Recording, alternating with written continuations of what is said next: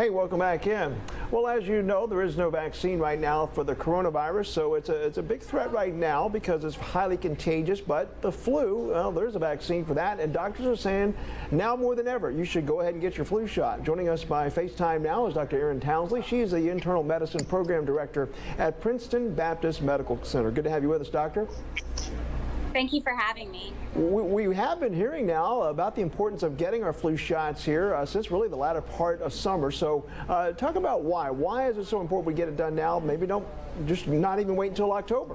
So the flu season typically runs early fall to late spring, and now is the perfect time to get your flu shot. It's particularly important in the COVID-19 pandemic in order to reduce hospitalizations and clinic visits related to non-COVID-19 illnesses.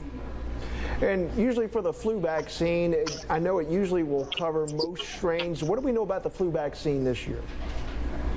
So it's a little bit too early to tell. It's not always 100% effective, but what we do know is that the flu vaccine will reduce your likelihood to become severely ill from the virus and also reduce your chance of being hospitalized or die from the virus. So it's very important to receive your flu vaccine. And now, some people sometimes will get a booster for the latter part of the flu season. Is that something you would recommend this coming year as well?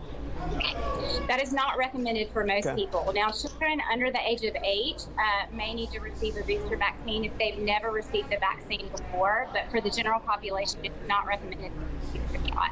One shot should be sufficient. And talk about the effectiveness of the different types of flu shots, because I know now they have nasal mist and different ways you can get this. So explain the difference and the effectiveness. So the CDC does not recommend one vaccine over the other. Each one has different health and age considerations, so it's important for the healthcare provider to consult with a package insert.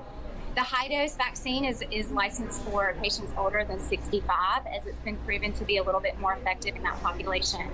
The intranasal mist, which is the live vaccine, is for younger, healthier patients. It should not be used in immune-compromised conditions or pregnant patients. And what assurances can you give folks in terms of being able to keep safe during this pandemic? Because we know some people might be leery just about even going to get the flu shot. So, all medical clinics and hospitals have sanitation protocols and are wearing face coverings and practicing social distancing measures. So it's very important not to stay away from the doctor during this time if you're ill or if you need a vaccine, because all the hospitals and clinics are doing proper measures for that.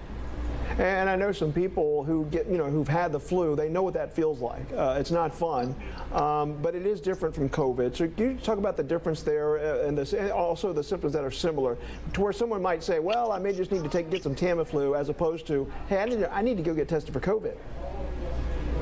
So it is actually difficult to discern between the two.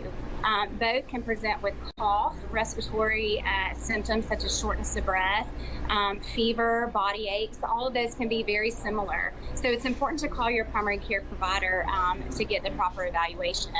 Now, I will say that at this time, we're not seeing a whole lot of influenza. And so if you are experiencing some of those symptoms, it's more likely to be COVID-19 related or related to another virus, not influenza.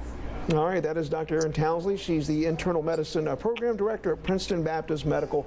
Great to have you with us, and thank you for the information this morning. Thank you for having me.